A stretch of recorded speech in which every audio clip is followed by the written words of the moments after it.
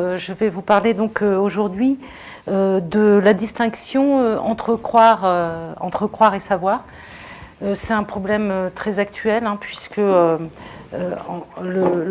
montée en puissance des intégristes fait des morts presque chaque mois en Europe et par ailleurs le phénomène aussi de la diffusion des informations sur Internet conduit parfois à confondre manipulation idéologique, information et connaissance. Donc finalement, je pense qu'il est très très important aujourd'hui de rappeler la distinction entre croire et savoir pour donner aussi des outils à tout à chacun de discussion avec par exemple des jeunes qui soutiennent la théorie du complot pour leur expliquer que justement il y a des critères précis qui permettent de distinguer le discours scientifique de ce qui ne l'est pas. À l'origine de mon travail, donc, il y a ce livre, La science et Dieu, entre croire et savoir, et le sous-titre. Et ce livre répond à une demande d'une personne que certains connaissent ici, Jean Rosemorduc, puisque je crois qu'il vit à Toulouse, c'est bien ça.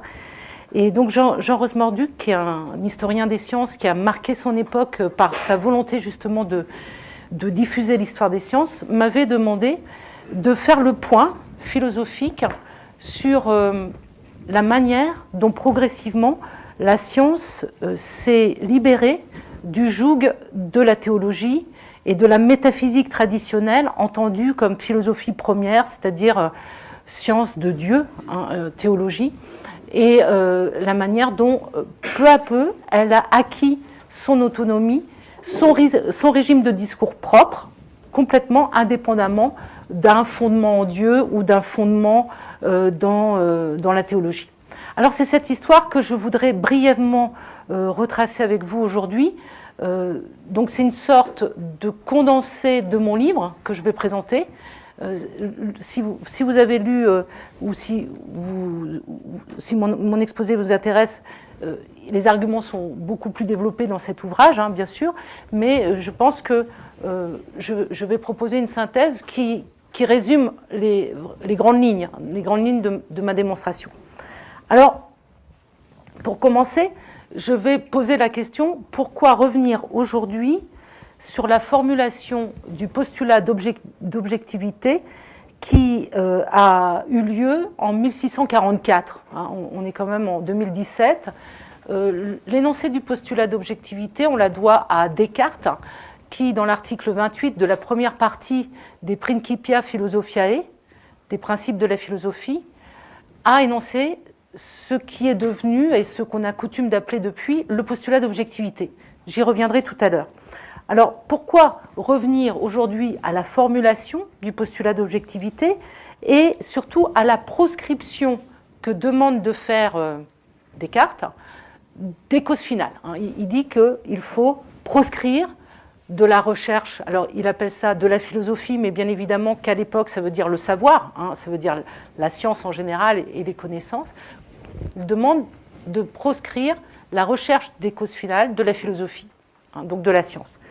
Alors pourquoi revenir aujourd'hui à 1644 ? Pourquoi revenir au XVIIe siècle, revenir à Galilée et s'interroger sur le joug de la théologie et de la religion ?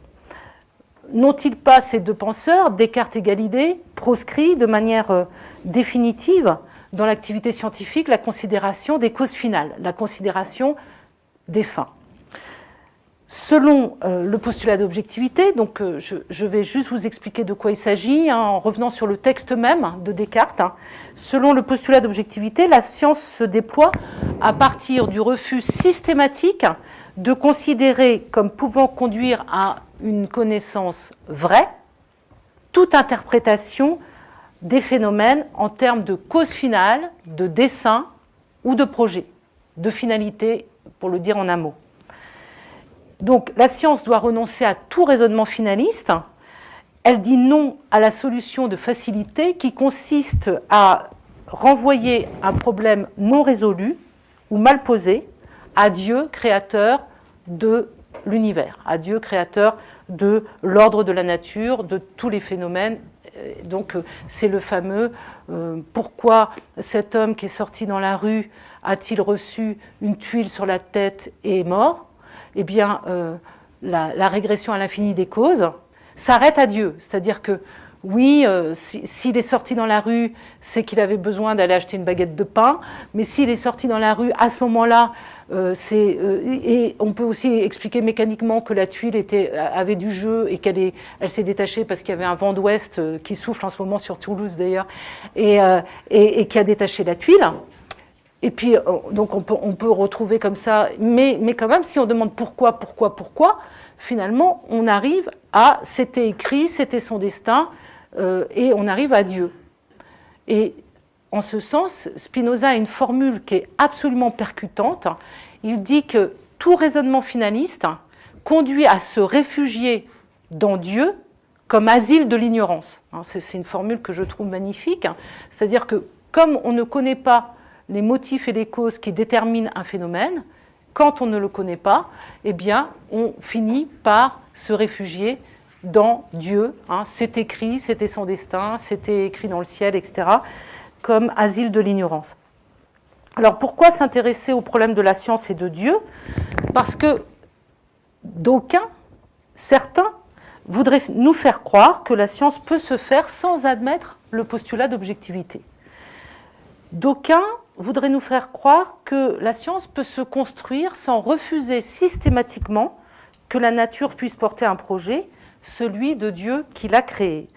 Et ces mêmes travaillent à un complet renversement de raisonnement en remettant en question le postulat d'objectivité que le prix Nobel de médecine Jacques Monod en 1965 reconnaît comme la pierre angulaire de toute activité scientifique. Il écrit cela dans Le hasard et la nécessité, qui est une œuvre vraiment importante de Jacques Monod qu'il publie en 1970. Eh bien, en remettant en question le postulat d'objectivité, ces personnes visent à fragiliser la science et à la rabaisser au rang de discours hypothétique et à ériger en même temps un discours qui est de teneur idéologique au rang d'hypothèse scientifique et donc au même rang que le discours scientifique argumenté qu'il rabaisse au niveau d'une hypothèse. Je vais m'expliquer plus avant en prenant un exemple à la fin de mon exposé, mais vous voyez, il y a une double opération qui est conduite par cette opération, par ces gens-là, c'est-à-dire élever un discours idéologique au rang d'une hypothèse scientifique et rabaisser une théorie scientifique qui est validée, corroborée par un certain nombre d'expérimentations au rang d'hypothèse scientifique. Et bien sûr, ce combat-là, il le mène sur le terrain extrêmement délicat de la biologie et notamment de la théorie de l'évolution des espèces. L'exemple que je vais prendre, mais qui va vous parler tout de suite, parce que c'est un exemple qui est très important, notamment aux États-Unis, cette façon de faire, elle sévit depuis les années 80 dans le discours des républicains. C'est la théorie darwinienne de la sélection naturelle est une hypothèse, et qui est équiprobable avec l'hypothèse créationniste, à savoir que c'est Dieu qui a fait toutes les espèces, qui a créé toutes les espèces. Donc j'ai lâché le mot.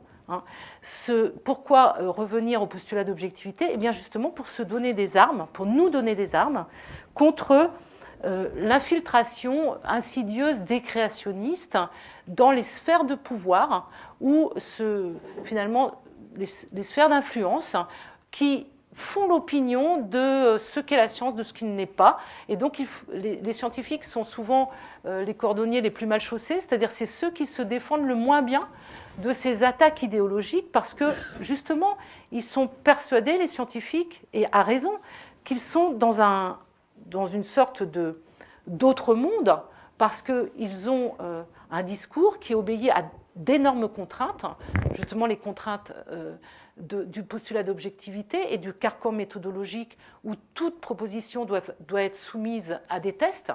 Et donc, finalement, ces scientifiques sont assez désarmés pour répondre à des discours de mauvaise foi. Hein, je renvoie, c'est franchement d'actualité, quoi, avec le concept de post-vérité que développe en ce moment le président des États-Unis, avec tout ce climato-scepticisme qui a beaucoup de vent en poupe en ce moment aux États-Unis, le refus la volonté de se dégager de l'accord de Paris, etc.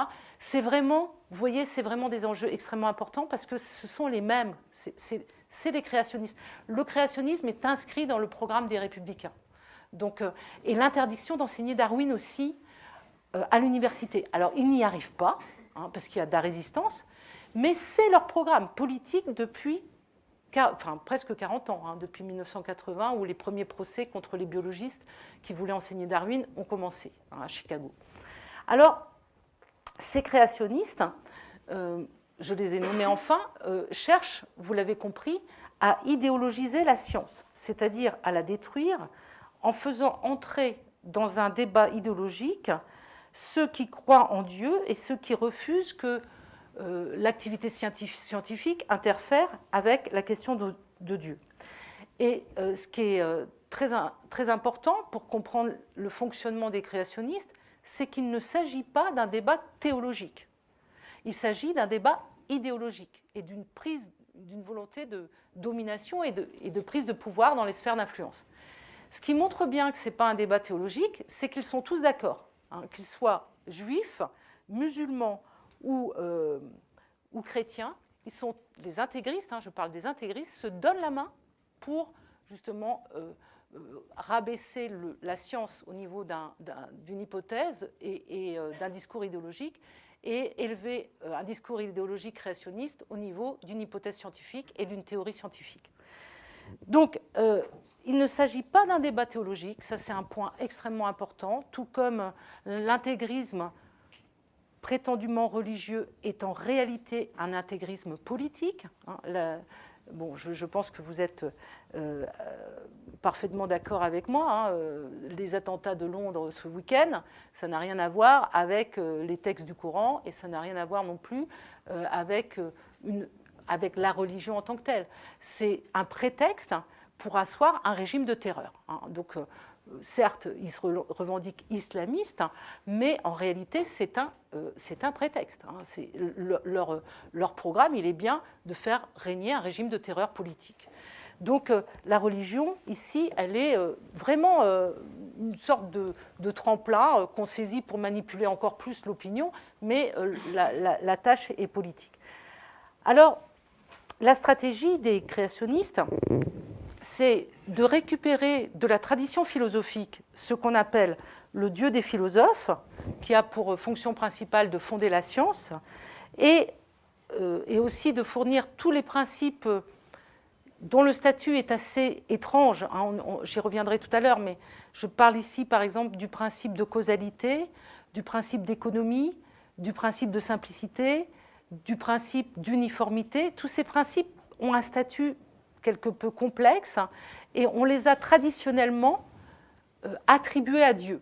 C'est Dieu qui conserve, par exemple pour Descartes, dans la partie 2 des principes de la philosophie, Dieu conserve la même quantité de mouvement dans l'univers. Donc les principes de conservation, qu'on appellerait aujourd'hui de l'énergie, ils sont insérés dans le concept de Dieu. C'est pourquoi Dieu a ce rôle de fondateur de la science. Alors, donc, les créationnistes récupèrent cette tradition philosophique de faire de Dieu le fondateur de la science et ils s'en servent pour imposer une vision idéologique de la science. Alors, leur mouvement, il est bien connu sous le nom de Intelligent Design, ce qui veut dire le dessin intelligent. Et cette expression anglaise, elle fait fond sur un argument extrêmement traditionnel en philosophie, qui est l'argument du dessin. Qu'est-ce que c'est l'argument du dessin ? Alors Voltaire le résume parfaitement, c'est à l'horloge qu'on reconnaît l'horloger. Qu'est-ce que ça veut dire ? Ça veut dire que les scientifiques, surtout à partir de la science moderne, donc XVIIe et XVIIIe siècle, arrivent à trouver des lois ou des principes qui unifient l'ordre de la nature. Et donc on arrive à parler d'un ordre de la nature qui aboutit finalement à penser que tout est bien organisé, hein, que tout est harmonieux. Alors, un des piliers de cette conception de l'ordre de la nature, c'est par exemple Newton, hein, qui élabore la loi de l'attraction universelle, hein, qui explique aussi bien la chute d'un pot de géranium du 5e étage d'un immeuble que du mouvement des planètes autour du Soleil. Et donc, cette unification théorique est extrêmement importante et donne du grain à moudre aux théologiens qui sont autour de Newton et qui disent « Ah, voilà, une seule loi pour expliquer tous les mouvements célestes et terrestres. Formidable. Ça montre bien que cet ordre de la nature n'est pas le produit du hasard, mais qu'il est issu d'un principe d'ordre qui est créateur de cet ordre, et ce principe créateur de cet ordre, c'est Dieu. Donc voilà ce qu'on appelle traditionnellement l'argument du dessein. Hein, vous voyez, on remonte d'un ordre de... Alors c'est plus, comment dire, rationalisé que quelque chose qui doit vous parler aussi parce que ça fait partie d'une sorte de philosophie populaire, c'est « Oh, comme cette coccinelle est jolie !» elle est magnifiquement bien géométrisée dans ses petits points noirs sur sa coquille rouge. La bête du bon Dieu qu'on l'appelle. Eh bien oui, parce que cette coccinelle montre bien que cette perfection des êtres vivants, cette perfection des anatomies n'est pas le fruit du hasard, mais renvoie au créateur qu'est Dieu. Alors ça, c'est ce qu'on appelle, bon, je rentre un peu dans les détails, pardonnez-moi, mais la théologie physique, ou la théologie finalement naïve. C'est-à-dire, on part d'un détail, l'harmonie des ailes d'un papillon, par exemple, hein, ou l'harmonie des points noirs, ou du corps humain aussi. Souvent, c'est le corps humain dans toute son harmonie qui est pris en exemple. On part d'un détail de la nature et on en infère la cause qu'est Dieu, hein, la cause créatrice de ce détail qu'est Dieu. La théologie naturelle, elle est très proche de philosophie naturelle. Je vous rappelle que le texte où Newton élabore sa théorie de l'attraction universelle s'intitule Principia Mathematica Philosophiae Naturalis, qui veut dire principe mathématique de la philosophie naturelle. La philosophie naturelle signifie physique à l'époque, et elle se marie parfaitement bien, cette philosophie naturelle, avec la théologie naturelle. C'est-à-dire, autour de Newton, il y a un cercle de théologiens qui construisent la théologie naturelle à partir de la philosophie naturelle de Newton. Et donc, par la mise en œuvre de l'argument du dessein, résumé par Voltaire, c'est à l'horloge qu'on reconnaît l'horloger. Alors, si je vous parle de tout ça, c'est parce que les créationnistes, eh bien, connaissent très très bien cette tradition de la théologie naturelle et finalement, ils veulent l'appliquer à la théorie de l'évolution des espèces en disant qu'il y a un sens de l'évolution des espèces qui va toujours vers plus d'organisation, plus de complexité, et que ce sens général de la logique du vivant ne peut pas être dû au hasard, mais est dû à un créateur, et qu'ils appellent Dieu. Donc, ce faisant, ils considèrent que Darwin et son principe explicatif de la sélection naturelle est une hypothèse, et ils arrivent assez vite à l'idée qu'il y a deux hypothèses en concurrence, comme il pouvait y avoir au temps de l'astronomie l'hypothèse de Ptolémée, de Copernic et puis de Tycho Brahe en concurrence. Là, il y a actuellement, pour les créationnistes, au XXIe siècle, il y a deux hypothèses en concurrence. L'hypothèse de Darwin, de la sélection naturelle, et puis l'hypothèse créationniste. À partir de là, on a tôt fait de dire, eh bien, il y a une hypothèse qui vaut mieux que l'autre, c'est l'hypothèse créationniste, parce qu'elle donne de l'espoir au monde. L'idée, c'est que Darwin, c'est une science pour athées, alors que le créationniste, c'est une science pour croyants. Et qu'il vaut mieux croire que de ne pas croire.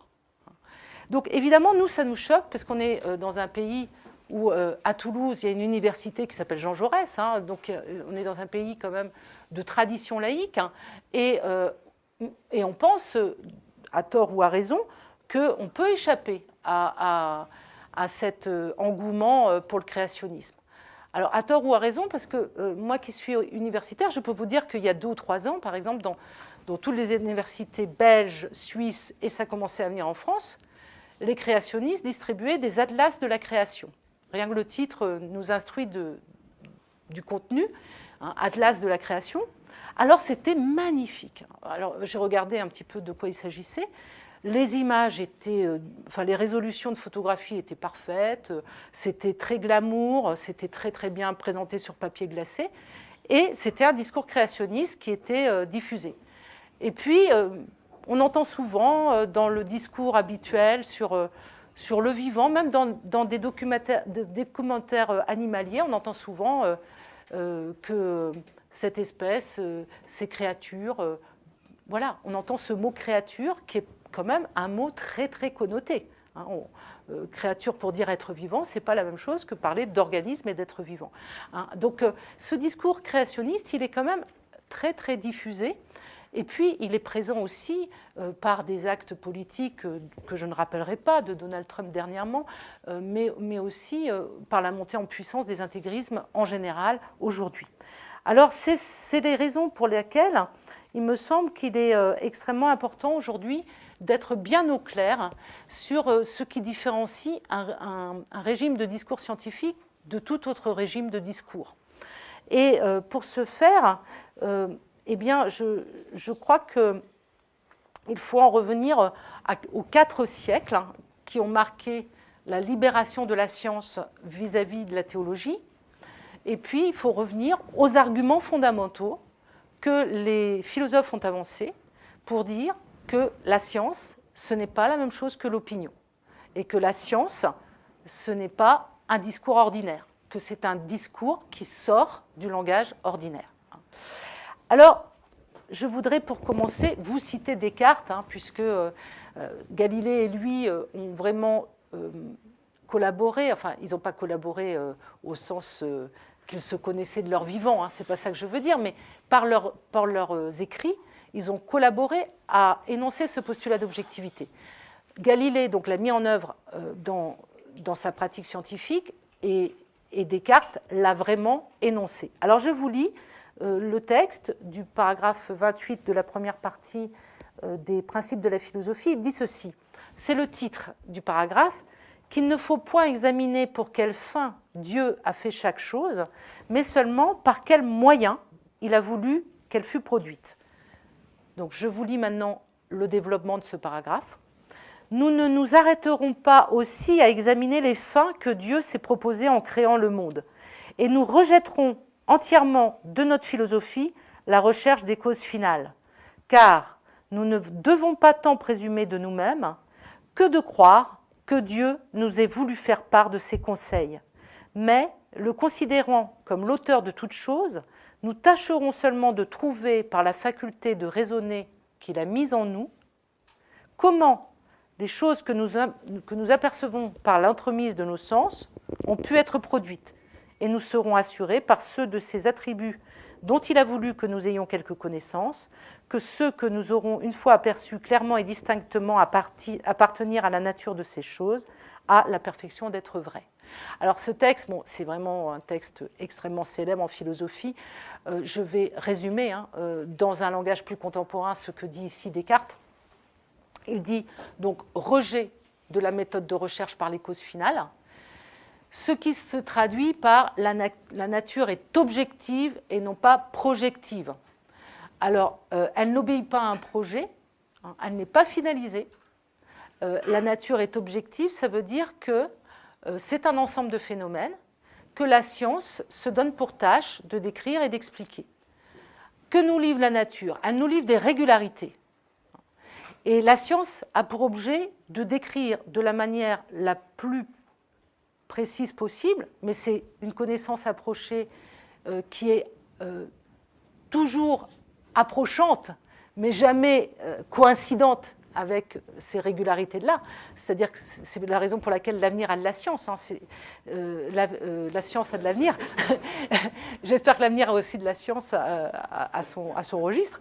La science a de l'avenir, parce que la science est une connaissance approchée des régularités de la nature. Alors, on les connaît à un certain degré d'approximation au XVIIe siècle, chez les Grecs au 5e siècle avant notre ère, au XVIIe siècle aujourd'hui. Hein. Mais il y a une histoire des sciences, Frédéric est là pour en parler, qui témoigne de cette connaissance approchée des régularités de la nature par la science.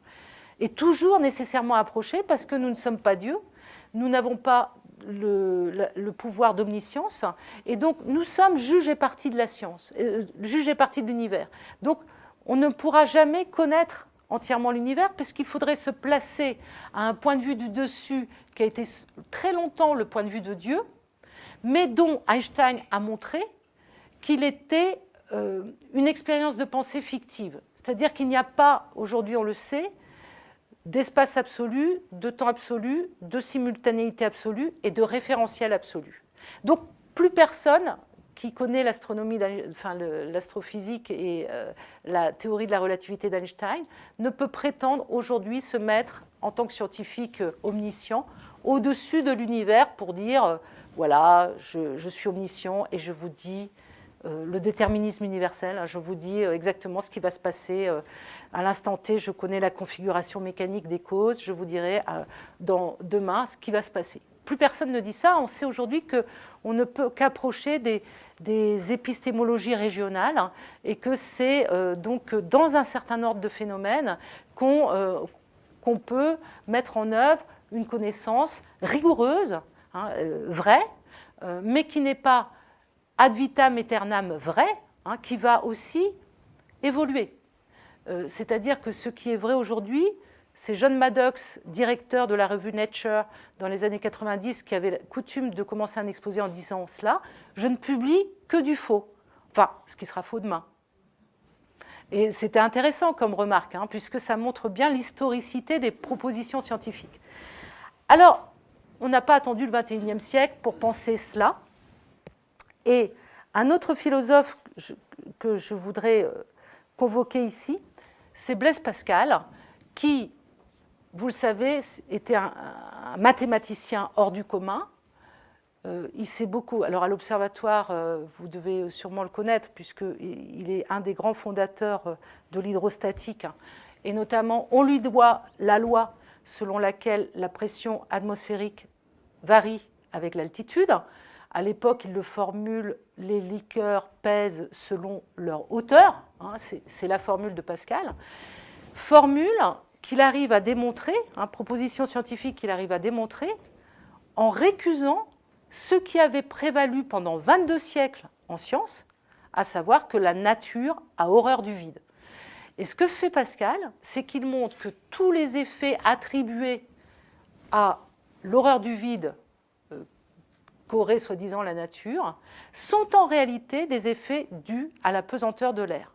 Donc il fait on en reparlera si vous voulez, mais il fait une expérience qui est très célèbre, l'expérience du Puy-de-Dôme, où il mesure en fait la pesanteur de l'air en bas. Enfin, c'est pas lui directement c'était pas un grand sportif, Pascal. Donc c'est son beau-frère qui l'envoie faire la randonnée en bas et en haut du Puy-de-Dôme. Mais donc, il y a le tube de mercure et le haut du tube vide qui mesure en bas, qui mesure en haut. Et là, il constate effectivement que ça varie. Alors, il avait fait une première expérience en bas et en haut de la tour Saint-Jacques, à Paris. Mais là, la hauteur n'était pas assez grande pour voir une différence de hauteur dans le tube de mercure.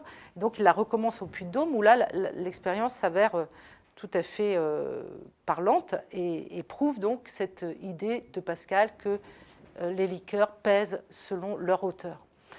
Et Pascal, donc, il est janséniste par ailleurs, il est profondément croyant, à tel point croyant que je vais juste vous raconter cette petite histoire.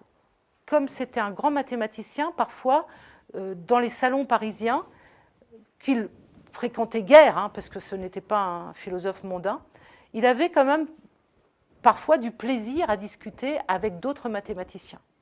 Et là, sous son habit, il avait une sorte de bure avec enfin c'est assez horrible, mais avec des pointes qui allaient sur ses flancs, et quand il prenait trop de plaisir à la conversation, il serrait comme ça son habit pour se faire enfoncer les pointes dans les flancs, pour dire, non, il ne faut pas prenne trop de plaisir terrestre, parce que moi, ce qui compte, c'est mon salut. Donc, pour vous dire à quel point, quand même, il était extrêmement croyant. Enfin, les jansénistes, c'était pas des tendres, hein, c'était pas des modérés à l'époque. Eh bien, cet homme, on lui doit une des meilleures formulations qui soit sur la distinction à faire entre le discours scientifique et un autre discours. Et ceci se trouve dans la préface au traité du vide, où il dit ceci: les matières où l'on recherche seulement de savoir ce que les auteurs ont écrit, donc domaine où il place la théologie, reposent sur l'autorité. Et les matières qui ont pour objet de chercher et de découvrir les vérités cachées qui reposent sur l'expérience et le raisonnement ont pour donc critères le raisonnement et l'expérience. Donc il distingue ce qui relève d'une tradition textuelle, hein, où on consulte les textes, donc la Bible, le Coran, la Torah, et puis où on fait que là il faut se reposer sur l'autorité des textes, et puis les matières où l'on cherche à connaître la nature, où là c'est le raisonnement et l'expérience qui sont les critères le critère de vérité. Et il a surtout cette formule qui est, je crois, très très parlante, c'est qu'il dit que la science et la théologie ont des droits séparés. Ça, c'est vraiment, je pense, quelque chose de très fort, hein, qu'il dit en 1648 ou 51, hein, parce qu'il y a une hésitation sur la date de la préface du traité du vide, mais vous voyez, on est vraiment au milieu du XVIIe siècle, hein, et aussi bien Descartes que Pascal insistent pour donner à la science un régime d'autonomie par rapport à tout autre discours. Et donc, c'est pourquoi je voulais aussi citer Pascal, parce que ce qui est intéressant avec Pascal, c'est qu'il montre qu'on peut être scientifique et croyant. Sauf que on n'est pas dans le même régime de discours quand on fait de la science et quand on écrit, par exemple, je ne sais pas moi, les Pensées. Hein, les Pensées, c'est une œuvre de Pascal qui est assez... comment dire, une apologie, hein, du salut en Dieu, eh bien cette œuvre-là, c'est un autre régime de discours que celui dont il use dans son traité du vide, qui malheureusement a été perdu, mais dans d'autres opuscules scientifiques, où il met en œuvre justement le raisonnement et l'expérience. Alors, cela veut dire, parce que ça c'est une question qui est très importante aussi, on peut être scientifique et avoir des croyances. D'ailleurs, et nécessairement, on est scientifique et on a des croyances, puisque c'est humain d'avoir des croyances. On ne peut pas vivre sans croyances. Je crois, par exemple, et c'est une croyance que vous partagez toutes et tous dans cette salle, je crois que les corps extérieurs existent. Vous, moi, mon propre corps. Et pourtant, c'est un problème métaphysique sur lequel se sont cassés les dents, les philosophes se sont cassés les dents depuis plusieurs siècles, et qui est extrêmement difficile à démontrer. Hein, que nos perceptions renvoient à des objets qui existent véritablement en soi. Hein. Donc c'est un problème philosophique traditionnel, on va dire, mais on partage toute cette croyance, toute cette croyance ici présente que les corps extérieurs existent. Hein, et qu'on est tous aussi dans un réalisme scientifique, c'est-à-dire que même si je suis anéanti, allez, vous allez continuer à être dans cette salle. Mais il y a eu des philosophes pour penser que si je suis anéanti, plus rien n'existe. Hein. C'est Berkeley, par exemple, hein, au XVIIe siècle, qui soutient l'immatérialisme. N'existe que ce qui est perçu. Donc moi, si je ne perçois plus rien n'existe. Mais il y a aussi des positivistes scientifiques au XXe et XXIe siècle qui soutiennent cette idée, hein, que n'existe que ce qui est observable. Alors, pour vous l'expliquer dans une formule plus contemporaine. Alors donc, ce qui est très important ici, et c'est un point, je pense, sur lequel il faut insister, parce que c'est là qu'il y a trouble dans la science, parfois, il y a un trouble dans la science, c'est qu'il y a certains scientifiques qui n'hésitent pas à dire que la science est fondée en Dieu. Parce que, vous savez, les créationnistes, ils sont quand même très intelligents, donc ils ont subverti un certain nombre de scientifiques extrêmement doués et extrêmement forts, aux États-Unis mais ailleurs, pour apporter de l'eau à leur moulin créationniste. Et donc, les argumentations des scientifiques, ils ont un nom, ils sont parfaitement reconnus dans le monde scientifique par leurs pairs, mais en plus, ils apportent une caution aux créationnistes, c'est-à-dire qu'ils sont interrogés par des scientifiques ou ils écrivent des livres grand public en disant Dieu existe. D'ailleurs, moi, en tant que scientifique, je peux vous dire que le monde ne serait pas comme il est si Dieu n'existait pas. Et ce faisant, ils brouillent les cartes parce que comment dire, ils s'autorisent ils utilisent leur autorité scientifique pour la projeter dans un discours qui n'est plus scientifique. Alors, je crois qu'il y a une métaphore qui pourrait parfaitement vous expliquer leur manière de faire, qui est démagogique, bien évidemment. C'est qu'ils sont reconnus et ils ont une sorte de casquette reconnue internationalement, de casquette de biologistes ou de théoriciens de l'évolution bien reconnus dans les publications, dans Nature, etc. Cette casquette, donc, elle est très visible, hein, elle a une visibilité internationale. Et puis, ils sont interrogés par un journaliste et ils disent « Ah ben oui, moi, tous mes travaux montrent que Dieu existe. Tous mes travaux montrent que Dieu existe. » Ça, c'est une phrase qui n'est pas scientifique, qui est complètement idéologique, créationniste, mais qui n'est pas scientifique. Donc, vous voyez, ces gens-là, ils enlèvent leur casquette de scientifique, ils mettent leur casquette créationniste, et là, ils disent des choses idéologiques en s'autorisant de leur dignité scientifique. Donc c'est ça qui est très, très pernicieux chez les créationnistes, c'est que, comme ils ont plein d'argent, ils ont su s'entourer au Tea Party ou dans des endroits comme ça, ils ont su, parce qu'ils financent des recherches, hein, donc ils ont su s'entourer de gens qui sont scientifiquement très reconnus et qui sont d'accord pour manipuler. Pour manipuler et puis pour changer de casquette, c'est-à-dire avoir leur casquette scientifique, prendre celle de l'idéologie, dire que c'est la même chose et brouiller toutes les cartes du discours scientifique et de ce qui ne l'est pas. En réalité, quelqu'un comme Blaise Pascal, qu'est-ce qu'il fait? Quand il travaille sur la nature à horreur du vide en disant ça c'est une proposition qu'il faut renverser parce qu'il y a une nouvelle théorie scientifique que je suis en train d'établir, à savoir la pression atmosphérique varie avec l'altitude, là il a sa casquette de scientifique.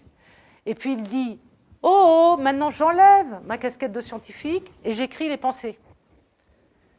Et le « oh » de Pascal, c'est sa préface au traité du vide, la science et la théologie ont des droits séparés. Il le dit haut et fort, et à partir de là, quand on lit Pascal, on sait toujours où il est.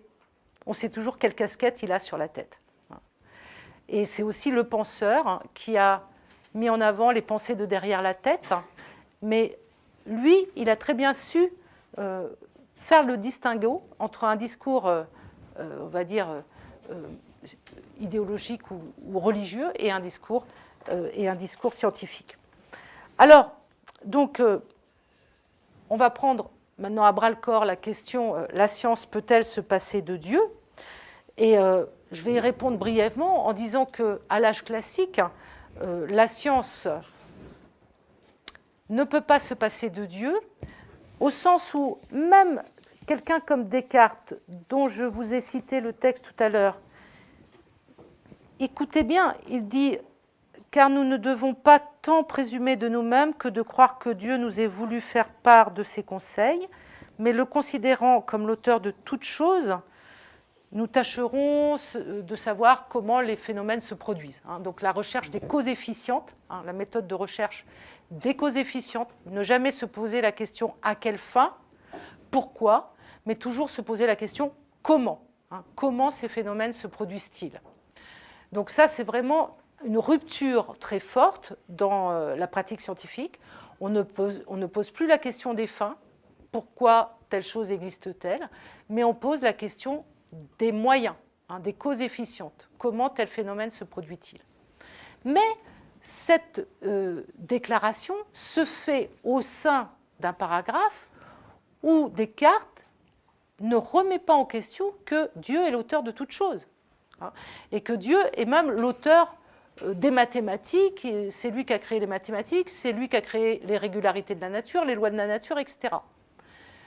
Donc, et cela s'explique par ce que je vous ai dit tout à l'heure, à savoir qu'au XVIIe siècle, tous les principes métaphysiques dont on a besoin pour faire de la science, le principe d'économie, le principe d'économie des causes, le principe de simplicité des effets, le principe de conservation de ce qu'on appelle à l'époque non pas l'énergie, mais la force, hein, ou la même quantité de mouvement dans l'univers, tous ces principes sont référés en Dieu.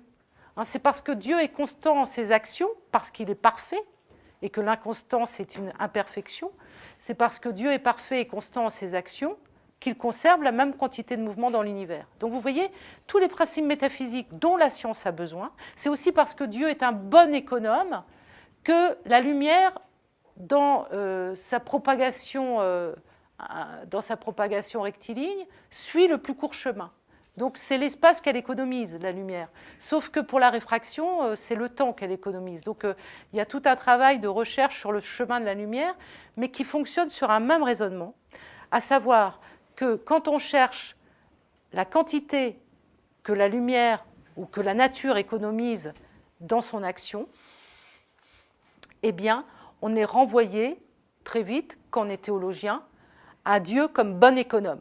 C'est parce que Dieu est un bon économe que finalement, il y a des principes de moindre action dans l'univers. C'est-à-dire les principes de moindre action, on les réfère à Dieu, comme bon économe. Alors que, donc il y a ça, hein, donc à l'âge classique, la science ne peut pas se passer de Dieu parce que, si vous voulez, tous les principes métaphysiques nécessaires pour faire de la science sont attribués à Dieu, sont intriqués dans le concept de Dieu. Mais au XVIIIe siècle, enfin déjà au XVIIe avec des penseurs comme Bacon, comme Descartes dont j'ai parlé, avec Spinoza, et puis à la fin du XVIIe siècle avec Bayle, Pierre Bayle, donc qui écrit le dictionnaire historique et critique et qui reprend plein d'arguments de Spinoza contre le raisonnement finaliste. On arrive au XVIIIe siècle avec des penseurs qui sont extrêmement célèbres, comme Diderot, d'Alembert, Lamétrie, Helvétius, le baron d'Holbach, etc. Alors Voltaire, je le mets un peu à part, vous allez comprendre très bien pourquoi tout de suite, qui vont œuvrer pour laïciser la science, hein, c'est-à-dire vraiment la libérer du joug de la théologie et de la religion. Alors je mets Voltaire à part, pourquoi ? Parce que Voltaire est profondément newtonien, il a défendu Newton, et c'est un aspect de son œuvre qu'on connaît mal, mais c'est lui qui a introduit Newton en France, aux Français, hein, qui a dit « Attendez, il faut arrêter d'être cartésien et de croire au tourbillon céleste. » Il y a un Anglais qui a établi une théorie qui est d'une puissance prédictive extraordinaire, voilà, je prends les mots d'aujourd'hui, et qui est bien supérieure à Descartes, justement dans la puissance prédictive qu'a sa science de pouvoir calculer le coefficient des marées ou bien la prochaine éclipse du Soleil, etc. Le calcul, hein, principe mathématique de la philosophie naturelle.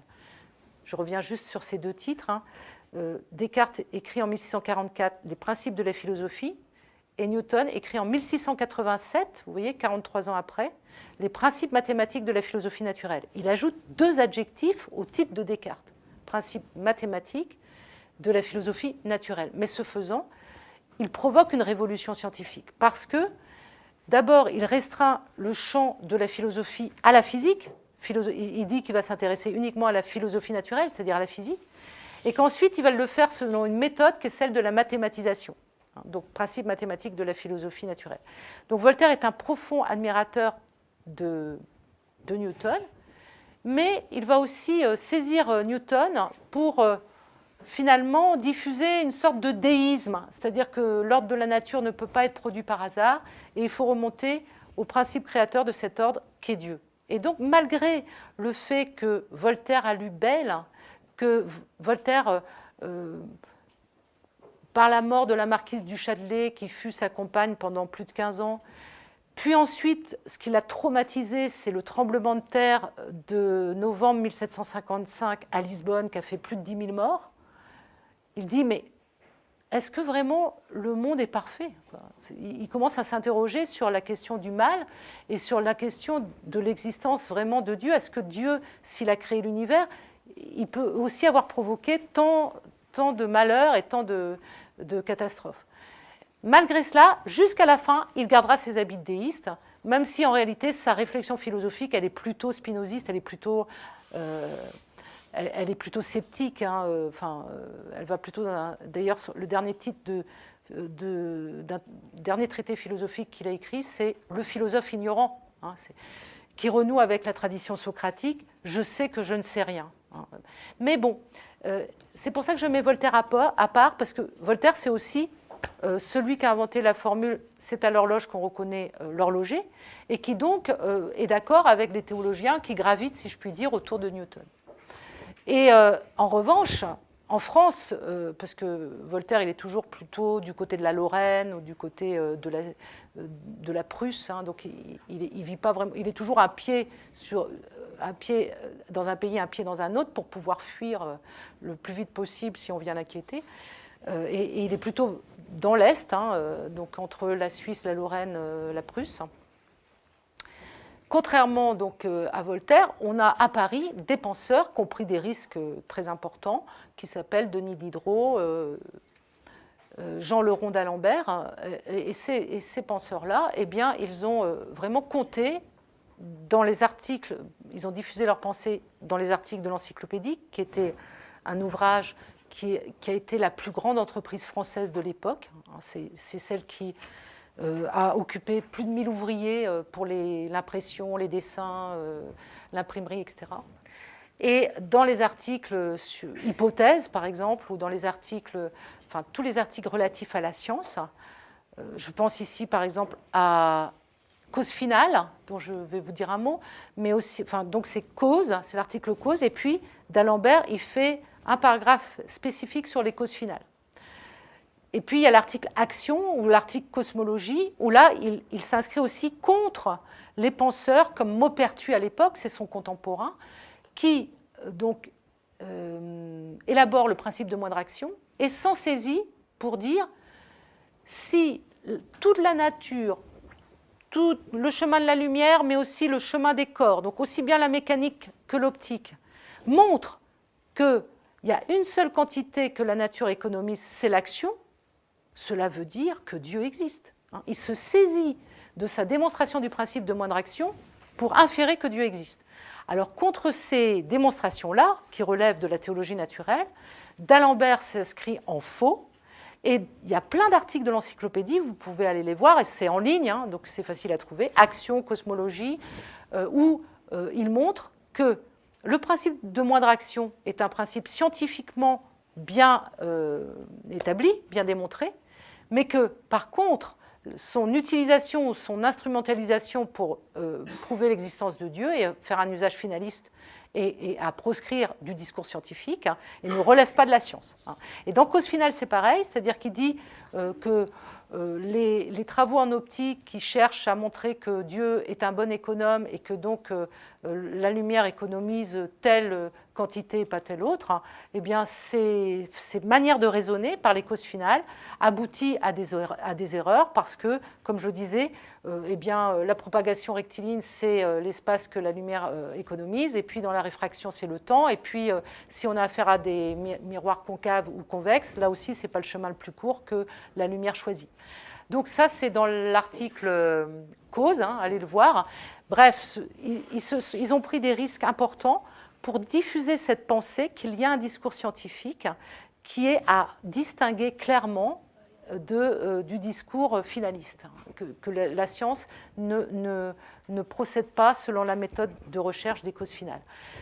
Et alors, à ce moment-là, est-ce qu'on peut dire, bon, alors le divorce est consommé entre la science et la théologie, ça veut dire que la science, elle est parfaitement autonome. Alors, il faut bien comprendre que la science ne peut pas se passer, j'ai envie de dire, du métaphysique, non pas de la métaphysique, parce que la métaphysique, très longtemps, c'était la philosophie première dans la tradition, et c'est à la fois la science de Dieu, mais aussi la reine des sciences. Hein. Donc, elle était fondatrice de tout l'arbre du savoir, et on mettait la métaphysique et la science de Dieu, et puis de ces fondements-là découlaient toutes les branches du savoir. Et d'Alembert et Diderot sont les premiers à dire « Oh là là, il faut revoir le haut de la colonne raison, c'est pas la métaphysique, ou alors il faut entendre la métaphysique autrement, il faut refondre le sens du mot métaphysique. » Mais cela n'empêche pas d'Alembert, intelligent comme il est, d'avoir bien compris que la science ne peut pas se passer du métaphysique, parce qu'elle a besoin des fameux principes dont je vous ai parlé depuis le début, principe d'économie des causes, principe de simplicité des effets, c'est-à-dire si je constate les mêmes effets à Toulouse et à Brest, eh bien je dirais c'est les mêmes causes. Si je vois un ciel de traîne, qu'a photographié d'ailleurs Yves il n'y a pas longtemps pour l'affiche, je me dis, bon, il y a de la pluie ou il va y avoir de la pluie. Donc, mêmes effets, mêmes causes. Vous voyez, c'est le principe de simplicité des effets. Et puis, il y a le principe d'uniformité du cours de la nature, c'est-à-dire que je me place dans une position de croyance où je dis, il y a des régularités de la nature et demain, le soleil va se lever. Enfin, entre guillemets, puisqu'on sait bien que ce n'est pas le soleil qui se lève, mais nous qui tournons autour du soleil. Et donc ces postulats, ou le postulat d'objectivité, je ne peux pas le démontrer.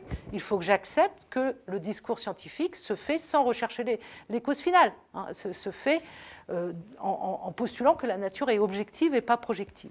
Donc, ce que fait d'Alembert et ses compères, c'est qu'il montre que la science ne peut pas se passer de métaphysique, mais que les principes métaphysiques, ce sont des postulats que les scientifiques acceptent à partir du moment où ils font de la science. Ils ne sont pas démontrables, mais ils font partie d'une sorte de système de raisonnement qui est d'emblée accepté quand on fait de la science. C'est ce que j'ai appelé aussi tout au début de mon exposé le carcan méthodologique. Quand on fait de la science, on accepte le postulat d'objectivité, et puis on met en œuvre, de manière plus ou moins consciente, un certain nombre de principes, principe d'économie des causes, principe de simplicité, principe d'uniformité de la nature, qui aident l'esprit justement à acquérir ou à inventer ou à élaborer cette connaissance approchée des régularités de la nature. Donc ça, c'est un point.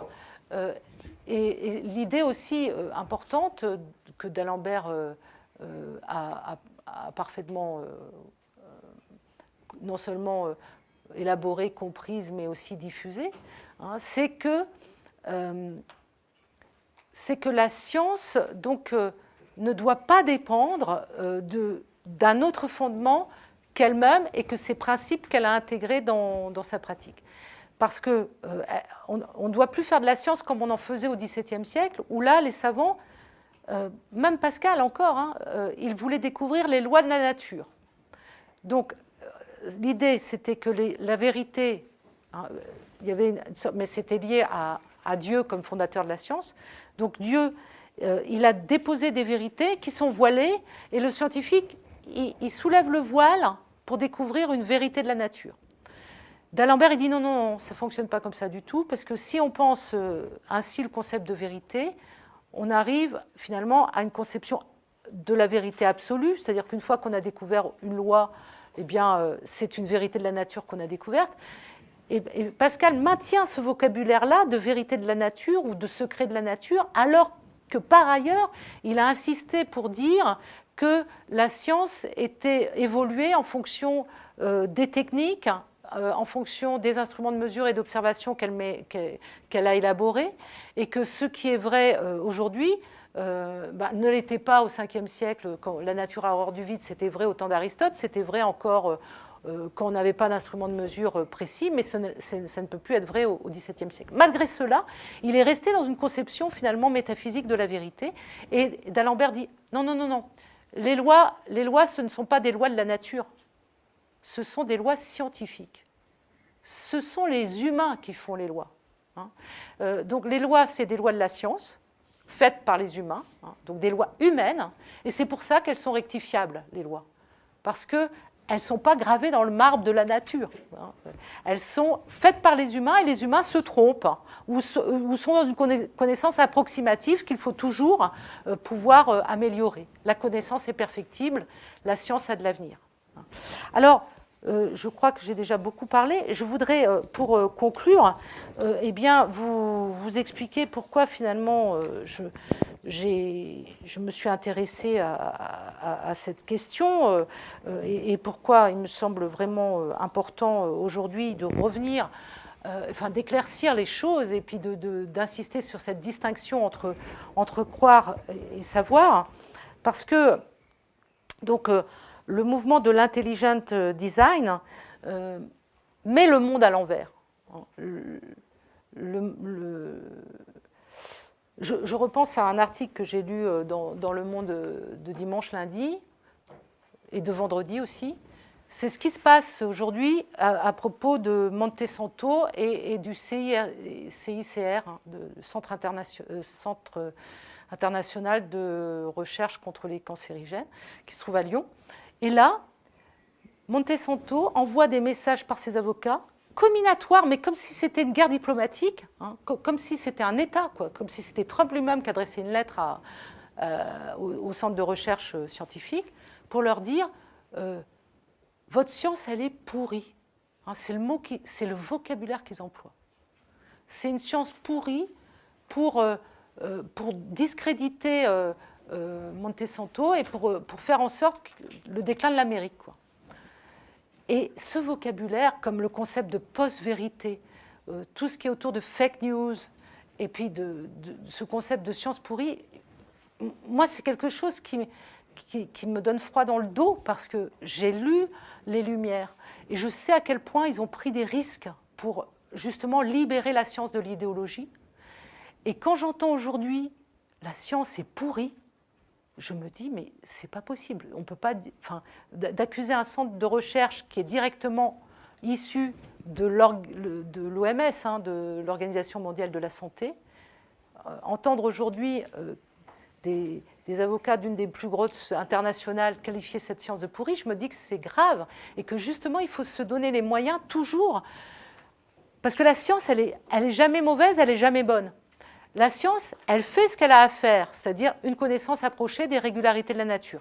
Après, ce sont les applications politiques, économiques qu'on fait de la science qui sont mauvaises ou qui sont liées à des choix politiques mauvais ou bons pour la santé des populations ou pour l'avenir de la planète et autres. Mais la science, elle est irréprochable moralement. Elle n'est pas attaquable moralement, puisque j'ai essayé de vous l'expliquer, elle obéit à un tel carcan méthodologique que vraiment on ne peut pas accuser les scientifiques de manquer de rigueur ou d'être dans l'idéologie. Hein. Donc, si cette accusation de science pourrie qui fait penser à tous pourris, l'antisystème, etc., eh bien, aujourd'hui, a la possibilité de s'exprimer alors que, enfin, ce vocabulaire-là a la possibilité de s'exprimer alors qu'on a eu 4 siècles de philosophie critique pour montrer que le discours scientifique était autre qu'un discours idéologique, je m'inquiète. Et je me dis que c'est important, en effet, de défendre l'intégrité de ce qu'est la science et du discours scientifique, et puis de rappeler qu'il n'y a pas une science pour athées, une science pour croyants, hein, parce que les professeurs, si M. Jean Rosemorduc m'a demandé au départ de faire ce livre, c'est parce qu'il y avait des professeurs de sciences de la vie et de la terre qui n'arrivaient plus à enseigner Darwin, qui n'arrivaient plus à leurs élèves de 3e à expliquer la théorie de l'évolution des espèces.